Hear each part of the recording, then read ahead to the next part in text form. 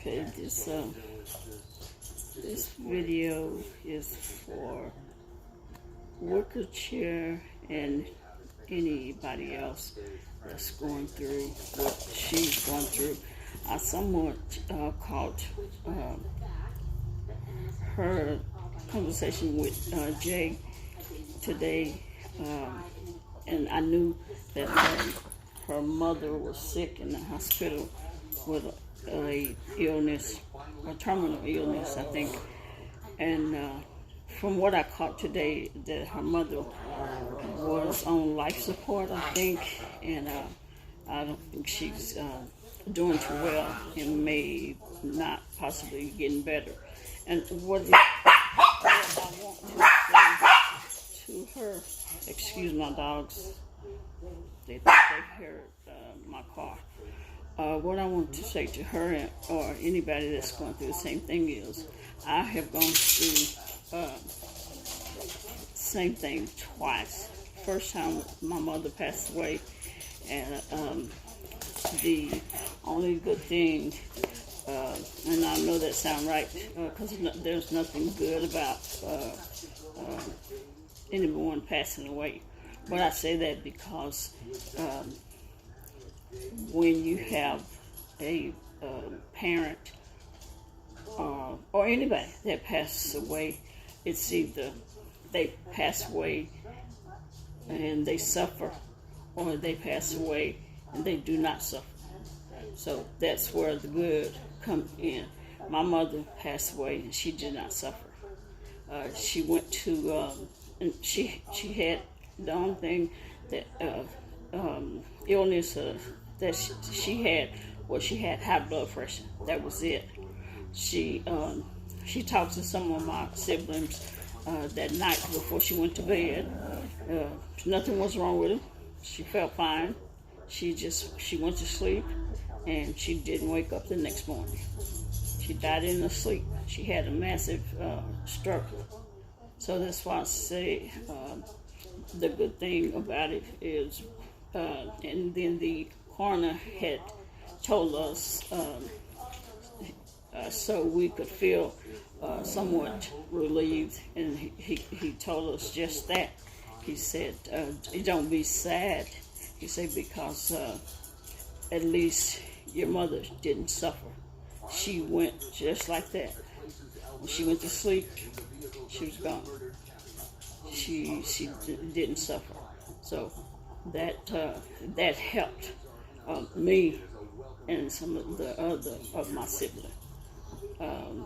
Some of my siblings still have not gotten over it. And she passed away on my dad's birthday, which was June 19th. She passed away on his birthday. But, okay, and that's one circumstance. The other circumstance was my wife's death. She had ovarian cancer. They told her she had, I think 6 to 9 months to live. She actually lived. Excuse me, let me wet my mouth. She actually lived 7 years, 8 years, 7, 8 years, yeah.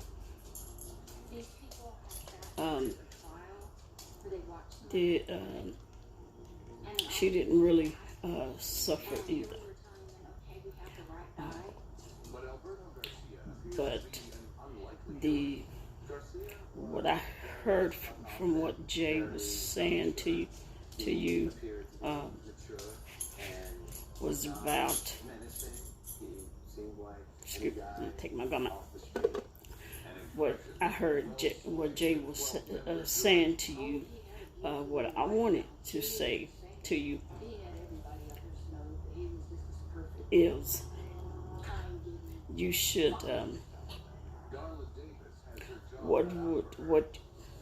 listen to,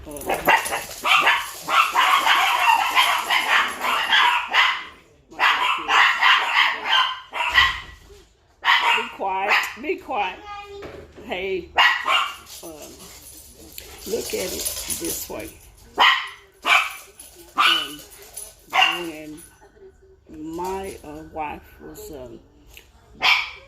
her family had came down for Thanksgiving, spend Thanksgiving. And for some reason, they all made it down to visit her on Thanksgiving. But they left, I think, the day after Thanksgiving. Hey, hush!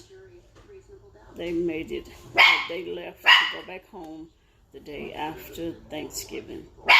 Well, on the day before Thanksgiving, I think it was, me and her sister had decided we was going to give her a shower. So we got her into the bathroom, into the shower. Her sister bathing her and was massaging her arms and legs and stuff like that. And this is when, and I guess this could be also part of my story time that I was going to tell. Now I may have to, if my dogs keep barking, I may have to stop this and re-record it. They decide to come home every time I want to do a story time or make a video. But we were about to get her out of the shower, and there was something really strange that happened to her. And I had stepped into the shower so I could help her step over the shower to get out. But as I got in the shower with her, she started doing something strange. She was like maybe doing this. And so I looked into her face and her eyes, and I knew something was wrong. I didn't know if she was dying right then. I didn't know. So I started yelling at her, calling her name, and she just kept doing that. And her sister was scared, and she was yelling, "What's wrong? And I couldn't tell her what was wrong because I was just yelling at her. And what I realized is that was when her spirit was leaving her body. Her spirit was leaving her body. Yes. Her spirit was leaving her body. Okay, because before then, she was able to walk, able to talk, able to do everything. But during that time, any time after that time, she was not. Once we got her out of there, we had to go get the wheelchair and put it at the bathroom door, which we had a hard time getting the chair in the bathroom. But we finally got her in the chair. She was heavy, dead weight once that happened. So we got her in the wheelchair and took her into her room. From that point on, she never talked again. She never ate again. She never drank anything again. Nothing. And as I said, that incident in the shower was when her spirit left her body to go. Her spirit left her body. Okay, I'll just leave it like that. And I took care of her, and we also had a nurse that came in to. I also had a nurse that come in to take care of her. a nurse that come in. Be quiet. But this one hurt for me. I had a nurse that came in and I had a nurse that came in and took care of her. But I also, they just came in at like 2 o'clock and changed her bed and changed her, and then they left. And I did everything else after then, before then. Well, what like Wicker to know, yes, we are very selfish people.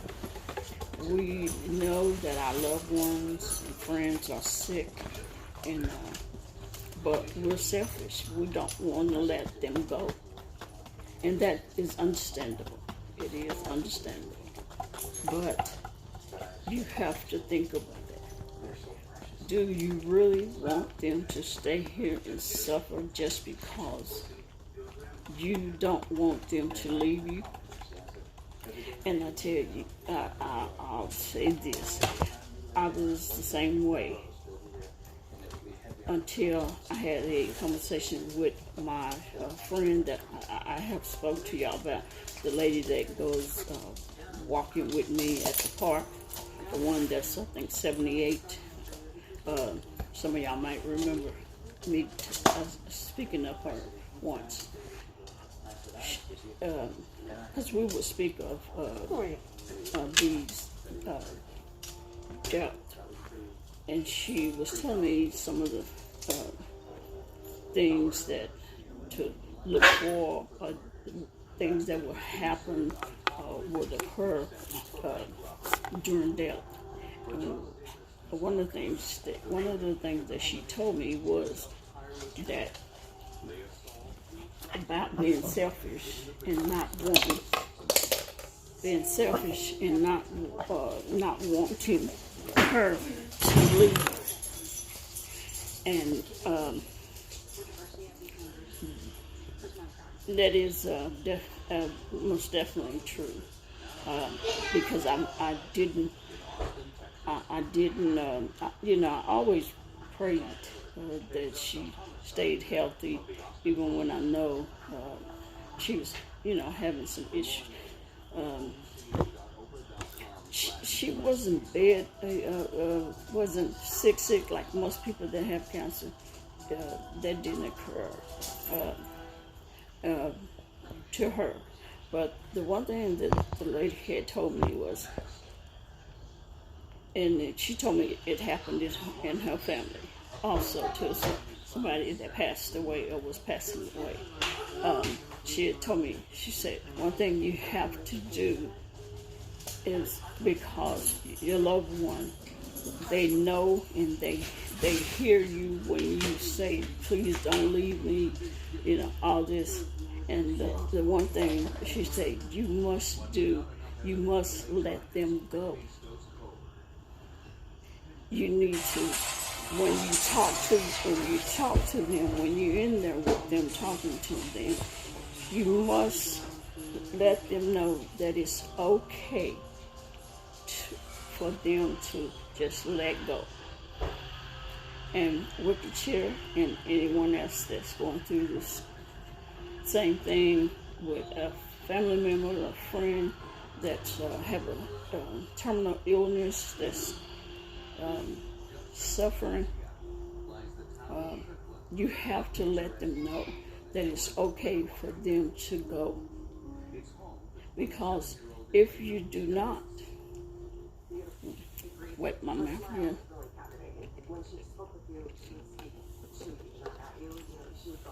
If you do not, what they do, they try and hang on. They try to hang on, not for them. They're hanging on for you. And while they're hanging on for you, they are suffering. They're hurting. They're in pain. And like I said, Bertha wasn't in pain. She wasn't in pain either, like my mother. She wasn't in pain like that either. But I knew that it was time. Plus, she died in my arms because I had gotten into bed with her because that morning I was in the living room with my puppy, and I heard what my older friend had told me, what sounded like the death rattle. And it's a rattle that a person that is dying gives off. And I heard that. And I jumped up and I ran in the room where she was. And I knew that's what it was. So I knew she was getting ready to pass away. So I got up in the bed with her, and I held her, and I talked to her because, and I tried to feed her water with a straw because she, like I said at the time, she had stopped eating or drinking. And so I said to her at that time, "Are you leaving me?" And I seen a tear roll down the corner of her eye, and she slowly nodded her head. And I said, as I wiped the tears from my eyes, I said, But Elena's mother is sadly disappointed. Planeloads of travelers pass through the airport. Elena, however, is not among them.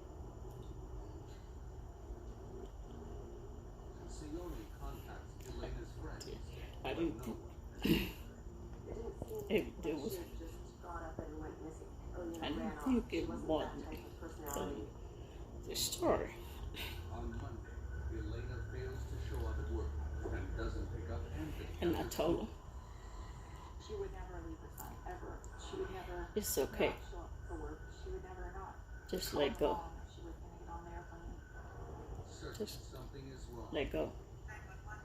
Sione reaches out to the I will be okay.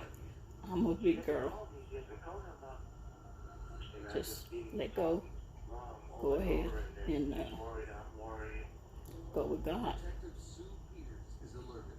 Sione had reported he last saw her And as they were getting ready for that bed was on Friday all night. I needed to say, The next morning, he was still asleep. because She left, which she assumed was within probably Detectives moving to high gear. when they were researching the after that I sit there and I held her in maybe 30 minutes. I sat down in the chair in the room and I read Psalms,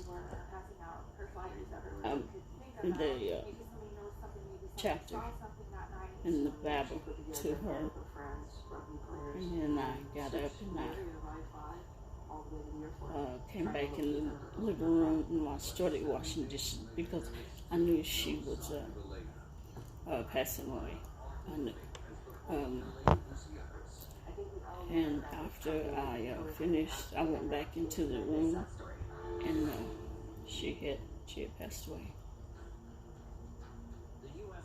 Because I got back in bed with her, and then I noticed that she was cold. She was cold, and then I just closed her eyes, and I got up, and I came back in the living room and I started cleaning. That's one of my nervous tips that I do when I'm nervous. I clean. And then the nurse, not the nurse, but the aide person that cleans her and makes her bed up and stuff came. And for some reason, I just, I didn't tell her that B had passed away. I don't know. I guess I didn't want to say it. And so she went in and I heard her saying, "Hey, how you doing?" Miss Bertha, and then I heard her say it again, and then I heard her come out, and she came up to me and said, I think Miss Bertha passed away. I said, yeah, I know. And that's when she had called the nurse, and the nurse came in and they checked, and yeah, she had passed away. But I already knew that. But the points that I'm making to the story is for anybody that's going through or have loved ones that have terminal illness, that one thing that's is really important to know is that you have to tell them, let them know that it's okay for them to let go. They need to know that it's okay to let go. Tell them they do not have to try to stay here for you. Just let them go. Tell them just to let go. Wicker chair, this is for you. Tell your mother when it's her time to go. Tell her to just let go. And that you don't want her to stay here suffering for you. That is okay. Just let go.